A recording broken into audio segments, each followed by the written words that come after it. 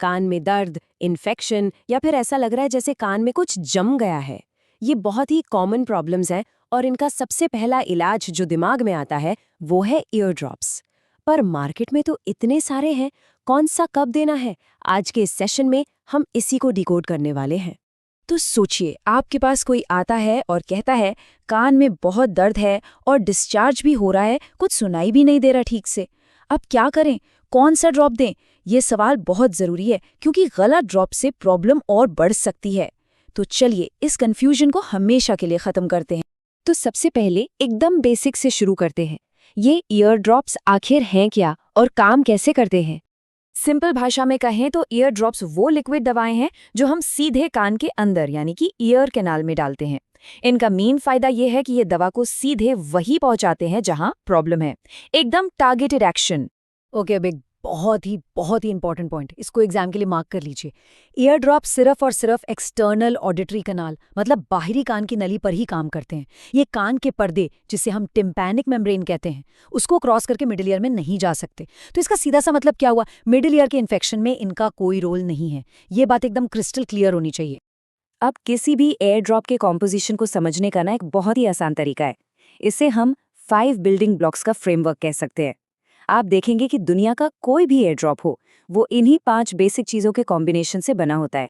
तो क्या है ये 5 बिल्डिंग ब्लॉक्स? चलिए देखते हैं। नंबर 1, एंटीबायोटिक जो बैक्टीरिया को मारता है। 2, एंटीफंगल जो फंगस को खत्म करता है। 3, स्टेरॉइड जो सूजन कम करता है। 4, एनेस्थेटिक जो दर्द को सुन्न कर देता है। और 5वां, वैक्स सॉफ्टनर जो कान के मैल को घोलता है। बस यही 5 है। कुछ ड्रॉप्स में इनमें से सिर्फ एक ही चीज होती है और कुछ में इन सब का मिक्सचर। तो थ्योरी तो हो गई, अब चलिए इस फ्रेमवर्क को असल दवाइयों पर अप्लाई करके देखते हैं। सबसे पहले बात करते हैं उन ड्रॉप्स की जो इन्फेक्शन से लड़ने के लिए बने हैं। सबसे कॉमन एग्जाम्पल लेते हैं सिप्लॉक्स। सबने इसका नाम सुना होगा। इसके अंदर जो सॉल्ट है वो है सिप्रोफ्लॉक्सासिन। ये क्या है? ये एक एंटीबायोटिक है। इसका काम क्या है? ये बैक्टीरिया को मल्टीप्लाई होने से रोकता है। बेसिकली उसके डीएनए बनने के प्रोसेस में अड़ंगा डाल देता है। तो बैक्टीरिया बढ़ नहीं पाता और इन्फेक्शन कंट्रोल में आ जाता है। सिंपल।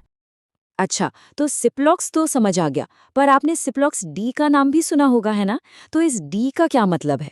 देखिए, इसमें सिप्रोफ्लॉक्सासिन तो है ही जो कि एंटीबायोटिक है, पर साथ में इसमें है डेक्सामेथाजोन और ये एक स्टेरॉइड है।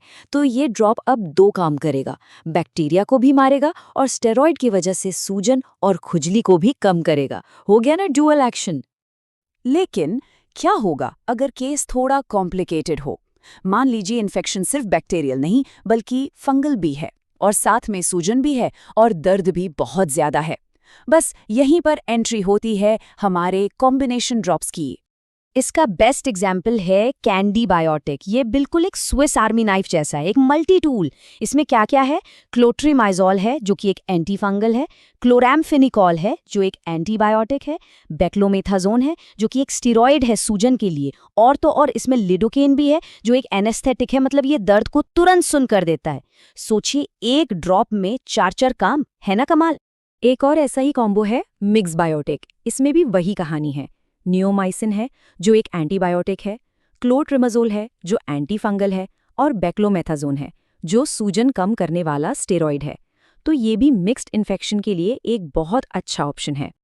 चलिए, तो हमने 4 बिल्डिंग ब्लॉक्स कवर कर लिए। अब आते हैं हमारे 5वें और आखिरी ब्लॉक पर जो एक बहुत ही कॉमन प्रॉब्लम को सॉल्व करता है, कान में वैक्स या मैल का जम जाना। इसके लिए जो टेक्निकल टर्म है वो है सेरुमिनोलिटिक। सुनने में थोड़ा मुश्किल लगता है पर है बहुत सिंपल। देखिए, सेरुमिन का मतलब होता है वैक्स और लिटिक का मतलब होता है ब्रेक डाउन करना या तोड़ना। तो सेरुमिनोलिटिक मतलब वैक्स को तोड़ने वाला। हो गया ना आसान? तो ये काम कैसे करते हैं? बहुत ही सीधा सा प्रोसेस है।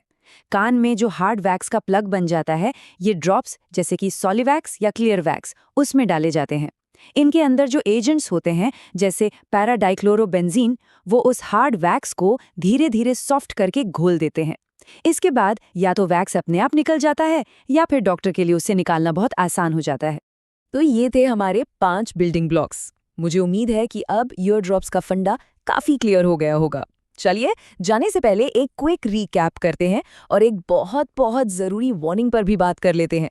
देखिए, सबसे ज़रूरी बात जो याद रखनी है वो ये है, the right drop for the wrong problem can cause harm.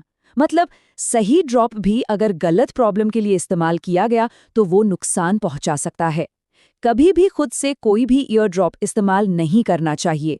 कुछ ड्रॉप्स कान का पर्दा फटे होने की स्थिति में बहुत डेंजरस हो सकते हैं, इसलिए हमेशा हमेशा एक डॉक्टर से कंसल्ट करने के बाद ही कोई ड्रॉप इस्तेमाल करें।